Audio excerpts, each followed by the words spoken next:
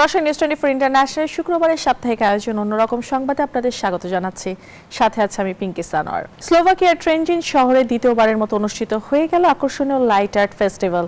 চলতি সপ্তাহে হওয়া এই বর্ণিল উৎসবে আলোর চমৎকার সব প্রদর্শনী দেখতে ভিড় করেন দর্শনার্থীরা।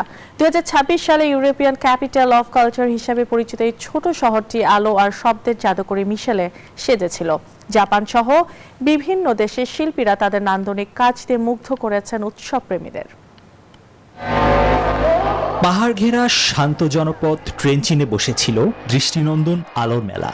জাপান সহ দূরদূরান্তের শিল্পীদের তৈরি মজাদার ও বৈচিত্র্যময় সব প্রদর্শনী উপভোগ করেন হাজারো মানুষ। উত্তর পশ্চিম স্লোভাকিয়ার পর্বতঘেরা এই শহরটি 2026 সালের জন্য ইউরোপের অন্যতম সাংস্কৃতিক রাজধানী নির্বাচিত হয়েছে। আয়োজকদের লক্ষ্য ছিল আলো ও শব্দের মাধ্যমে সমসাময়িক শিল্পকে সাধারণ মানুষের কাছে সহজলভ্য করে তোলা এবং শহরের সাথে তাদের সংযোগ নতুন করে স্থাপন করা।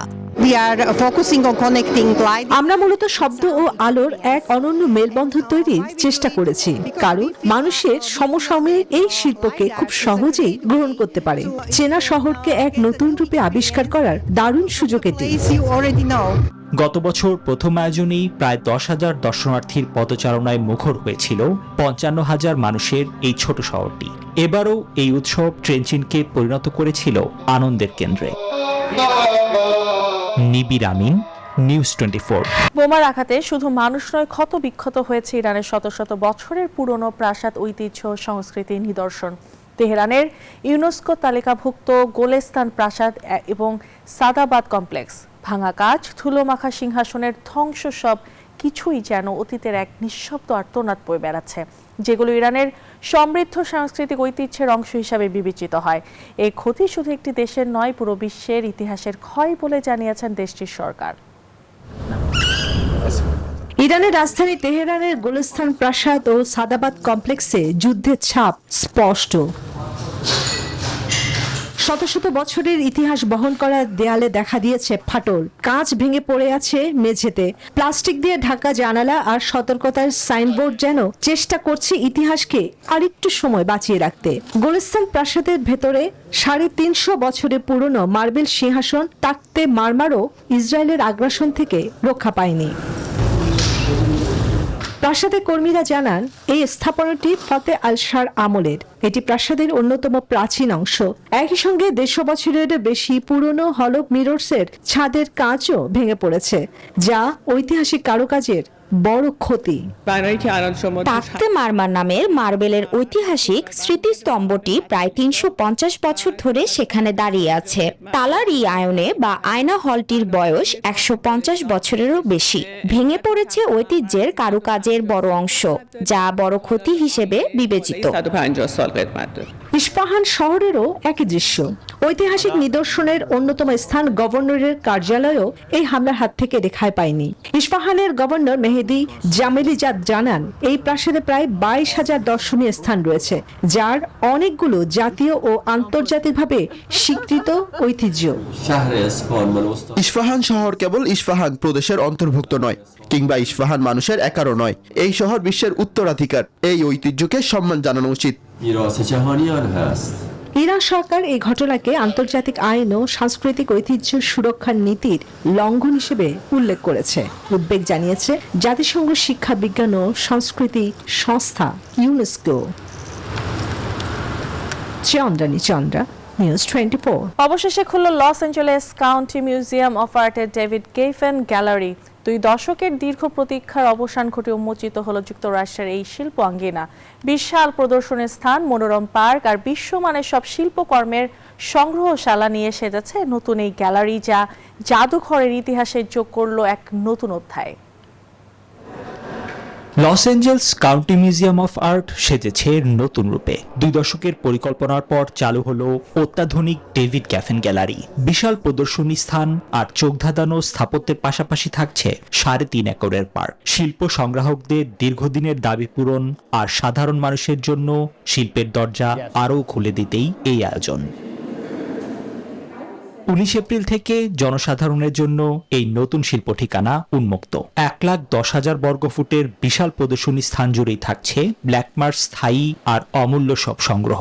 শুধু ভবনের ভেতরেই নয়, এর চারপাশে 3.5 একরের পার্ক জুড়েও থাকছে নানা ধরনের শিল্পকর্ম, যা দর্শকদের দেবে এক নতুন অভিজ্ঞতা। হ্যাঁ, ল্যাকমাতে এখন প্রদর্শনীর সময়। আমরা নতুন ডেভিড গেফেন গ্যালারিতে আছি, যা তৈরি হতে কয়েক দশক লেগেছে। আমরা আরো অনেক ভবন তৈরি করেছি, কিন্তু এটি আমাদের 20 বছরের কাজ এবং জাদুঘর কেমন হতে পারে সেই ভাবনার চূড়ান্ত রূপ। তবে শুধু বড়দের জন্য নয়, শিশুদের জন্য এটি হয়ে উঠবে শিল্পের এক পাঠশালা। ব্ল্যাকমার লক্ষ্য, এখানকার শিল্পকর্ম দেখে শিশুরা যেন ভয় না পেয়ে অনুপ্রাণিত হয়। দৈনন্দিন জীবনের চেনা জিনিসপত্রের সঙ্গে শিল্পের মিল খুঁজে পেয়ে তারা যেন নিজেরাই কিছু করার উৎসাহ পায়, এমন পরিবেশই তৈরি করা হয়েছে এখানে। নিবির আমিন, নিউজ 24। গাজার পশ্চিম তীরে ফিলিস্তিনি শিশুর স্কুলে যাওয়ার পথে কাঁটা তারের বেড়া দিয়েছে ইহুদি বসতি স্থাপনকারীরা। ফলে ঝুঁকি নিয়ে বিকল্প পথে স্কুলে যেতে হচ্ছে তাদের। মানবাধিকার সংস্থা বিতসেলেম বলছে, ইহুদি বসতি স্থাপনকারী ও নেতানিয়াহু বাহিনী যৌথভাবে ফিলিস্তিনিদের ভয় দেখে এলাকা ছাড়তে বাধ্য করছে। এই চিত্র গাজার পশ্চিম তীরের। এভাবেই কাঁটাতারে বেড়া দিয়েছে ইহুদি বসতি স্থাপনকারীরা। এ কারণে স্কুলে যেতে পারছে না উম্মা আল খায়ের গ্রামের ফিলিস্তিনি শিশুরা। গ্রামবাসীরা জানান, কাঁটাতারের বেড়ার কারণে শিশুদের ঝুঁকিপূর্ণ পথ দিয়ে স্কুল যেতে হচ্ছে। এতে যে কোনো সময় ঘটতে পারে দুর্ঘটনাও। টানা কয়েকদিন শিশুরা স্কুলে যেতে পারেনি। বসতি স্থাপনকারীরা তাদের স্কুলে যাওয়ার পথ বন্ধ করে দিয়েছে। ইসরায়েলিরা আমাদের অন্য একটি পথ ব্যবহার করতে বলেছে, যা অনেক দীর্ঘ ও ঝুঁকিপূর্ণ। তাই আমরা আগের প্রধান পথটি ব্যবহারের দাবি জানাচ্ছি, যেটি দিয়ে শিশুরা সবসময় যাতায়াত করত। স্থানীয়দের মতে, ইহুদি বসতি স্থাপনকারীদের লক্ষ্য শুধু পথ বন্ধ করা নয়, বরং নতুন বসতি সম্প্রসারণ এবং জমি দখল। এই ঘটনাকে একটি বৃহত্তর কৌশলের অংশ হিসেবে দেখছে মানবাধিকার সংস্থা বিতসেলেম। তাদের দাবি, বসতি স্থাপনকারী ও ইসরায়েলি বাহিনী যৌথভাবে ফিলিস্তিনিদের ভয় দেখিয়ে এলাকা ছাড়তে বাধ্য করছে, যা কার্যত জাতিগত নিধনের শামিল। এক বিবৃতিতে ইসরায়েলি সামরিক বাহিনী দাবি করেছে, পশ্চিম তীরের নিরাপত্তা নিশ্চিতে কাজ করছে তারা। চন্দ্রা, নিউজ 24। শুধু সামরিক শক্তি নয়, মিষ্টির জগতেও নিজেদের দাপট দেখাচ্ছে উত্তর কোরিয়া। সম্প্রতি পিয়ংইয়ংয়ে আয়োজিত এক প্রদর্শনীতে দেখা মিলেছে ক্ষেপণাস্ত্র, ট্যাঙ্ক, এমনকি যুদ্ধ জাহাজের আদলে তৈরি ক্যান্ডি ও কেক। নজরকাড়া এই আয়োজনে দেশীয় পণ্যের শৈল্পিক কারুকার্য দর্শনার্থী থেকে শুরু করে অংশগ্রহণকারী সবার প্রশংসাই কুড়িয়েছে। দেশটির গণমাধ্যমে এই অভিনব প্রদর্শনীর খবর সামনে এসেছে। যুদ্ধাস্ত্রের গর্জন নয়, এবার মিষ্টির সৌরভে মাতোয়ারা উত্তর কোরিয়া। দেশটির রাজধানী পিয়ংইয়ংয়ের এক প্রদর্শনীতে থরে থরে সাজানো ক্ষেপণাস্ত্র, ট্যাঙ্ক আর ডেস্ট্রয়ারের মতো দেখতে সব ক্যান্ডি আর কেক।